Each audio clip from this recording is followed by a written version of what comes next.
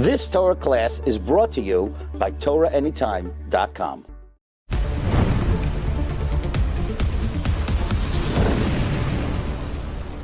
A Torah Anytime original series. When most people think of Sarah Imenu, they immediately think of the ultimate tzaddikas, the ultimate matriarch, the loving wife of Avram Avinu, one of the greatest women in the history of the planet. But what is peculiar is that when you look at the Torah itself, it seems to give a very different impression. When you read the Psukim, you find nothing about any of the Kiruv seminars that she did, or the conventions, or the chalabakes, or the Torah tours. It's not a single mention of any acts of chesed she did, any community work she did. In fact, the Torah seems to paint Sarah completely differently.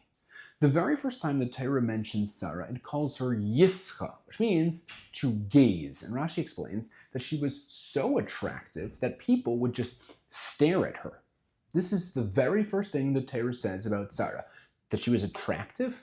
It's odd because when we think of a tzaddikus, we don't typically think of this attractive woman who people can't stop staring at. It's strange.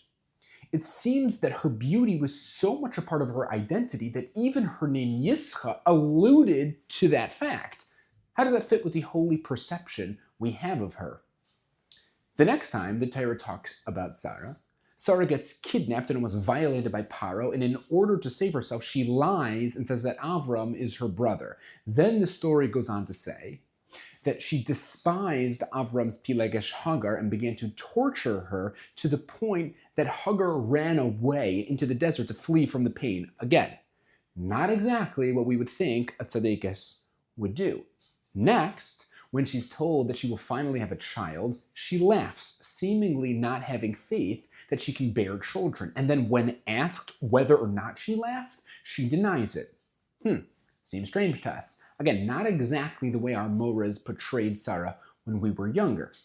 And then she again gets kidnapped due to her beauty and again almost gets violated. Then she sees her stepson Yishmael being this little naughty boy, and she kicks him out of the household to live in the desert, where he and his mother Hagar almost die for the second time. And finally, when she hears the news that her husband considered slaughtering her son on an altar, Sarah dies out of shock before she hears that her son wasn't ultimately slaughtered. Thus concludes the life of Sarah Imenu. Doesn't that seem strange? Where are the psukim talking about her tremendous tzidkus? Where are the psukim talking about her tremendous chesed and tefillah? All we see is a woman who was extremely attractive, who sent her maidservant away twice, who laughed at the thought that Hashem would give her a child, and then denied having done so. What is going on over here? The truth is, we know, of course, Sarah was the ultimate matriarch, and her righteousness was almost unfathomable. Chazal tell us that she would go around with Avram and diligently teach the ways of Hashem and purity to all the women around her, creating a tremendous following, which is alluded to in the Psukim in Parshas Lech Lecha. We are told that the level of Ruach HaKodesh and Nevuah that was attained by Sarah was even greater than Avram's. The power of her prayer pierced the heavens. So now you're going to ask, okay, fine, very nice. Very nice that the Midrashim tell us that she was a tzaddikus. Very nice that Chazal find her kindness alluded to in some psukim. But why does the Torah tell us explicitly about her greatness, about all the wonderful deeds she did, about how caring and loving and out there she was? Why only allude to it? The answer, perhaps, to this entire quandary lies in one pasuk in Parshas Vayera. Vayomer elav aye Sarah ishtecha, vayomer hine ba'ayel. When Avram is recovering from his bris milah, he's visited by 3 angels. He serves them a feast. The angels ask Avram a question. They already know the answer to it, but they ask him anyway. They ask him, "Where is Sarah, your wife?" Now, if they knew the answer, why are they asking? So Rashi explains that they were asking the question in order that Avram should think to himself when he responds, hey, she's ba'ayil, she's in the tent, she's in the kitchen, she is tsanua, she is modest, she is pure, she doesn't look for fame and recognition, she keeps the world running while remaining in her home, taking care of her Beis HaMikdash Ma'at. That's her praise. That's what her ultimate praiseworthy personality trait is. That's what the Torah wants to emphasize. The angels wanted to tell Avram, and subsequently all husbands as well as women for the rest of time, that a woman is praised for her modesty above all else. She does not choose the spotlight. She does not use her profession as the makeup of her identity. True, she lives her life doing as much good as possible, bringing as much love into her home and the world around her as possible. But the ultimate is her modesty. The ultimate is her attachment to her husband and her family. She is confident that it's what's on the inside of her that counts. For she knows that there is a treasure chest of Kedusha that's stored inside of her, and she will protect it at all costs.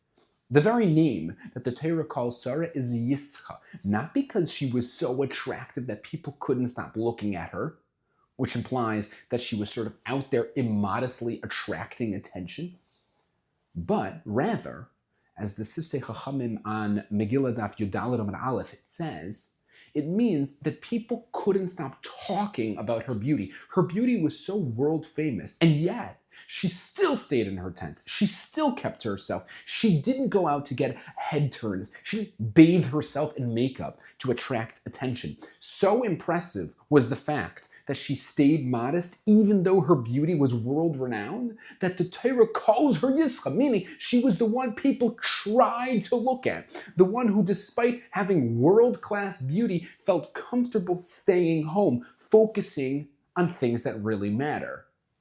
So mysterious was her beauty that kings all over the world could not function until they saw it for themselves. Yet so important was it to her to maintain her holiness and her modesty that she was willing to lie to maintain it. So important to her that she gave over to the next generation the lesson that she had to offer and the holiness built inside of her house, that she was crushed when it seemed that Avram might live the rest of his life with Hagar, a woman from Egypt not equipped with the same level of modesty and purity as Sarah was. Sarah saw in Hagar a threat of bequeathing mediocre qualities of modesty and holiness to the next generation, and thus producing a world of mediocrity. Sarah felt forced to do something about it and made the bitter decision to remove Hagar from the house. She was well aware that this wasn't merely a decision for her household, but a decision for households of Jewish families destined to come out of Avram for millennia.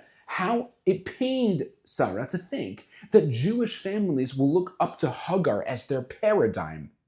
And years later, when she saw that Yishmael was acting in a way that contradicted her level of holiness and purity and modesty, she felt the need to do what was immensely difficult, which was to remove the source of the bad influence that would potentially inject venom into the holy Yitzchak. She was so painstakingly raising Yitzchak that when she heard that her son gave up her life for the service of God, she was so overcome with emotion and pride that her soul floated out of her body and returned to heaven. That is how she died. The Torah doesn't rattle off Sarah Imeinu's character traits because by doing so, it would be the very antithesis of her character. She was modest. She was private. She was the mother of a dynasty of women who would lead heroic lives without fanfare and without fame. She was the mother of our mothers who relentlessly injected holiness into our homes despite the tsunami of impurity raging outside. And then, Parshas Chayei Sarah begins. And it says that Sarah lives 100 years and 20 years and 7 years. And Reb Shamshon Raphael Hirsch points out that nowhere else in all of Tanakh does it record the age of a woman. It records the ages of men all the time, but never does it record a woman's age. Sarah is the only exception. And Reb Hirsch explains that the reason for this is because the purpose of a woman is not to be on display. No, a woman's life is private, and saying a woman's age would be a contradiction to that privacy, and yet Sarah was so modest, so respectful, so precious and pure that even recording her age, something the Torah will never do, isn't a breach in privacy. That's the level she was on. You know, it reminds me of the time I was in Spain. I was once in Madrid, Spain, visiting the Grand Palace. This palace, for hundreds of years, housed the rulers of Spain, who at one point controlled vast parts of the world. And that palace is arguably one of the most objectively beautiful buildings on the planet. It is almost 1.5 million square feet. It has 400 rooms. It has 240 balconies. It has paintings on the ceilings and marble and diamonds everywhere. It is a palace in every sense of the word. And so there I was, and I'm wandering through nearly every room, taking it all in. And then, about 3/4 of the way through, something hit me.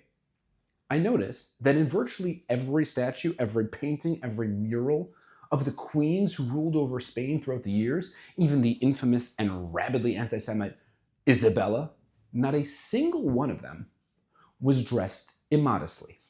Now, isn't that strange? These were murderous, lust-filled, egotistical, power-hungry rulers, yet they observed tznius? Why?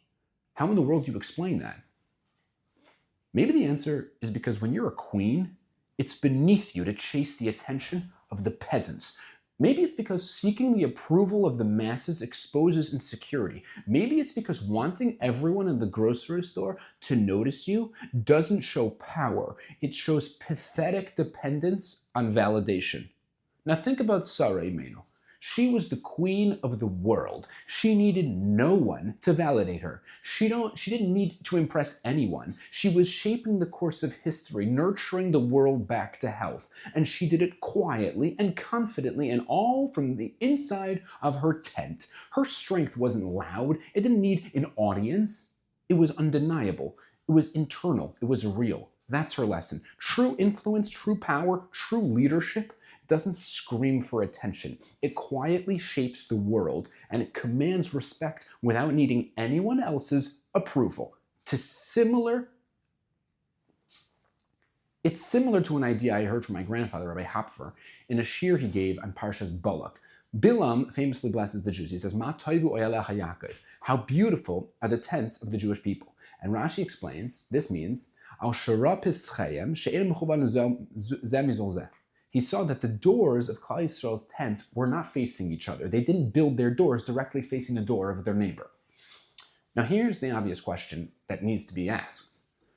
That is the absolute ultimate praise you can give the Jewish people, that we don't go around peeking into other people's tents, that we don't build our bedroom windows adjacent to other bedroom windows, that our front door doesn't look directly into your kitchen. That's our greatest praise. Isn't that like just basic human decency? Wouldn't any self-respecting non-Jew do the same thing? How is it that our defining quality is that? Doesn't make any sense. The answer is that it's not referring to the direction of the door. It's referring to the perspective of the person standing in the doorway. It means we are a people proud enough and holy enough and whole enough within our own tents that we don't need to crane our necks to see what's going on next door. We don't measure our worth by who's doing what and wearing what and buying what. We don't need to peek into anyone else's life because we're too busy building our own life. We're too busy building our own homes, our own sanctuaries. Our lives revolve around our mission, our Avodas Hashem, and Avodas Hashem starts and ends in our tents. We live with quiet, unshakable confidence. We don't chase attention. We don't need validation. We know who we are, and we're proud of it. That is the ultimate praise of Am Yisrael, a nation so secure in its purpose, so rooted in its truth, that even when the world screams for attention, we are content to shine from within our own tent, because the world looks out for meaning, but the Jew looks in. That's not privacy, that's royalty. The Torah tells us Sarah's age and famously splits it up to tell us that no matter what stage in her life she was at, she remained the same pure, holy, and modest Sarah. This is the lesson we learn from Sarah Imeinu. Sarah, our mother. Sarah, who showed us what a mother is supposed to be like. Sarah, a beacon of holiness, who showed us that a mother must stand up for purity, who showed us that a mother must stand up for the sanctity of her children. Now, more than ever, our children desperately need this. Now more than ever do our children need their mothers to be a little bit more like Sarah. You've just experienced another Torah class brought to you by TorahAnytime.com.